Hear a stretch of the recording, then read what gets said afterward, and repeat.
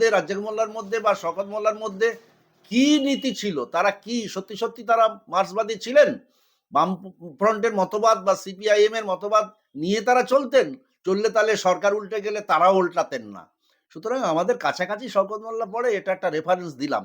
এইরকম শওকত মোল্লাদের অনেকে লোভী, তারা চলে গেছেন। আরো তো আমরা তখনকার যারা বিধানসভার সদস্য ছিলাম, মন্ত্রিসভার সদস্য ছিলাম, আমরা তো সবাই হুড়মুড়িয়ে যাইনি। আমাদের পিছনে ওরা লেগেছিল যে আসুন আপনাদের মতো লোক দরকার। যারা ভেবেছে তারা চলে গেছেন, পরেশদ ইত্যাদি চলে গেছেন মন্ত্রী থেকে, রাজ্জাক মোল্লা চলে গেছেন মন্ত্রী থেকে। আমরা অনেকেই যাইনি, তার ব্যতিক্রম চালের মধ্যে কাঁকর তো থাকবেই। 2026 সালে যে নির্বাচন মানে ঘোষণা করে দিয়েছে ইতিমধ্যে ইলেকশন কমিশন, সেই নির্বাচনে আপনাদের যে শূন্যতা সেটা কাটবে বলে মনে করেন? তো আগেই উত্তরটা দিলাম, মানুষের ভোটাধিকার প্রয়োগ করতে দিলে শূন্যতা কাটবে, সরকার উল্টাবে, এইটুকু বললাম। মানুষ যদি ভোট দিতে পারে, আর বামপন্থীদের বিরুদ্ধে এমন কোনো নজির সামনে জনগণের সামনে তুলতে পারবে না, একজনের নাম করে বলতে পারবে না যে এরাই চোর, এরা জেল খাটা আসামি, এরাই অর্থ তছনছ করেছে, এরাই অপরাধী, এই বলতে পারবে না। আর তার উল্টোটা আমরা বলতে পারবো। এই জন্যে গর্ব করে আমরা বলতে পারি সঠিকভাবে নির্বাচনটা হোক, মানুষ তার ভোটাধিকার প্রয়োগ করুক, কোথাকার জল কোথায় গিয়ে নামে বুঝতে পারবে। শাসক দলের 70-এর অধিক পুরনো এমএলএদেরকে বাদ দিয়ে নতুনদেরকে টিকিট দেওয়া হয়েছে। যারা বাদ চলে গেছে তাদের মধ্যে অধিকাংশই বলছেন যে আমরা টাকা দিতে পারিনি বলে আমরা টিকিট পাইনি। তারা কি মিথ্যা কথা বলছে নাকি? তারা তো মিথ্যা কথা বলছে না। ওই যে মঞ্জু বসু না কি যেন নাম, ভদ্রমহিলাকে আমি দেখেছিলাম বিধানসভায়। আমি তো এই সরকারের সময় একবার বিধানসভার সদস্য ছিলাম, 2011-তে আমি সদস্য ছিলাম 16 পর্যন্ত। এই এরা কিছু লোক, তো সব লোক তো আর পচা না, লোক তো পচে দলে ঢোকেনি, দলে গিয়ে পচেছে। তা যারা পচেনি এরা তাদের ফেলে দিল যে ওরা টাকা দিতে পারবে না, পার্টিকে সংগ্রহ করতে পারবে না, পার্টির ডিম পাড়া হাঁস নয়, সেই জন্যে ওদের ফেলে দিয়ে যারা কালেকশন করে আনতে পারবে, কাটমানি দিতে পারবে, কোটি কোটি টাকা না দিলে তো এদের এমএলএর পায় না। বাজারে তো শুনি, খবরে তো দেখি। তো সেই কারণে যারা যাচ্ছেন তারা সঠিক কথা বলছেন, তারা বসে যাচ্ছেন, কেউ রাজনৈতিক সন্ন্যাস নিচ্ছেন, এই তো সঠিক কথা। মমতা ব্যানার্জি পরিচিত তিনি সংখ্যালঘু দরদি, কিন্তু রাজ্যসভার 4 জন সদস্য নির্বাচিত হয়েছেন। তার মধ্যে একজন কুমার স্বামীজি, তিনি আরএসএস এর সদস্য, বাবুল সুপ্রিয় তিনি আসানসোলের দাঙ্গাবাজ, অভিনেত্রী কোয়েল মল্লিক। আর আপনারা বারবার বলে এসছেন যে পুলিশ আর প্রশাসন মিলেমিশে একাকার, এই প্রশাসন আর সরকার মিলেমিশে একাকার।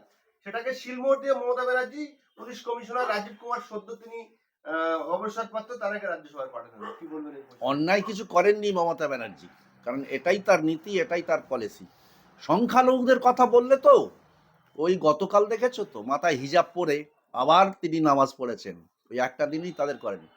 তারও কারণ আছে, ভোটের অঙ্কটা উনি হিসেব ভালো জানেন। আর এইগুলো করার জন্য তো টাকা দিয়ে ওদের লোক রাখতে হয়েছে, তারাই ঠিক করে দেন। এই রাজ্যে সংখ্যালঘু ভোট রাজনৈতিক দলগুলো জেতার একটা বড় কারিগর, এই জন্য তিনি সেটাই বুঝেছেন। সেই কারণে যত বেশি উনি মনে মনে ব্রাহ্মণ সন্তান, ভেতরে ভেতরে ব্রাহ্মণ সন্তান, বাইরে বাইরে তিনি দেখিয়েছেন আমি তোমাদের এই একজন, আমি তোমাদের নামাজ পড়ি। ওই সেই কারণে ওরা নামাজ পড়ে ওই ভনিতা করে এই ভোটগুলো নেওয়ার চেষ্টা করে। আদৌ তিনি সংখ্যালঘু বিরোধী, বরং তার উল্টো। তাই যদি না হতো তাহলে সরকারি তহবিলের কোটি কোটি টাকা খরচ করে দীঘায় ওই জগন্নাথ মন্দির করতেন না, আর এদিকে আরো দুটো রাজারহাটে বলুন আর উত্তরবঙ্গে বলুন, এই কোটি কোটি টাকা খরচ করে এই কাজটা করতেন না। তার ভেতরে রূপটা ধরা পড়ছে, তিনি যত না সংখ্যালঘু সমর্থক, তার চেয়ে সংখ্যালঘু দরদি, তার চেয়ে বেশি তিনি সনাতনী দরদি। হ্যালো হ্যালো হ্যালো, হ্যাঁ শুরু হচ্ছে। 34 বছর সাফল্যতার সঙ্গে আপনারা সরকার চালিয়েছেন পশ্চিমবঙ্গে। 2011 সালে আপনাদের সরকার পড়ে যাওয়ার পরে 2021-এর মধ্যে আপনারা শূন্য হয়ে গেলেন, এটা কেন? জনগণ ভোট দেয়নি, তাই জনগণের ভোটে তো আমরা সরকার চালিয়েছিলাম। জনগণ যখন মনে করেছে যে 34 বছর অনেক দিন হয়ে গেছে, নতুন জেনারেশন তৈরি হয়েছে, তাদের মনোভাব চেঞ্জ হয়েছে। সুতরাং তাদের বাপ ঠাকুরদাদা সেই জোরদার জমিদারের বিরুদ্ধে কিভাবে শোষক শাসক করতো, শাসনের বিরুদ্ধে লড়াই করত, কি করে পরের জমিতে ধান চাষ করে নিজের ভাগ পেত না, সে আন্দোলনটা তো তারা দেখেনি। এই জন্য তারা মনে করেছে নতুন একটা সরকার আনলে পরিবর্তন করে দিলে বোধহয় তাদের অনেক কিছু পরিবর্তন হবে। এই কারণেই তারা এই সদল বলে পরিবর্তন করে দিয়েছে। এই আর কি।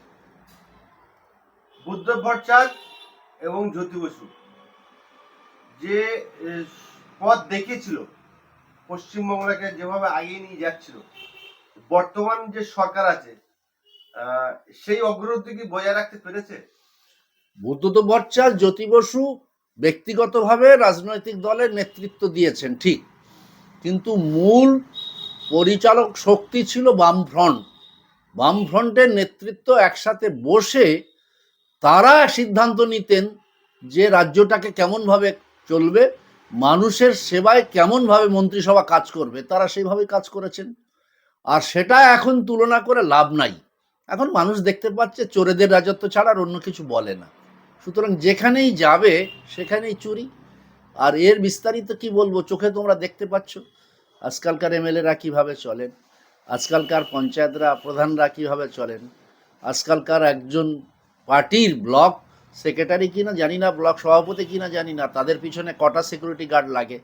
সুতরাং এটাই তো পরিবর্তন হয়েছে। আর এর সঙ্গে তুলনা কি করবে?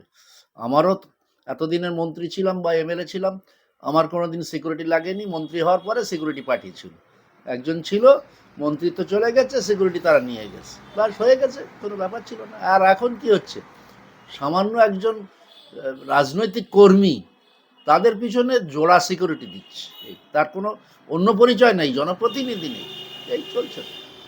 34 বছর সফলতার সাথে সরকার চালানোর পরে, আপনাদের সরকার চলে যাওয়ার পরে বামপন্থী নেতা মন্ত্রীরা তারা কিন্তু বিনা দ্বিধায় পশ্চিমবঙ্গে খোলা আকাশের খোলা বাতাস দিচ্ছেন।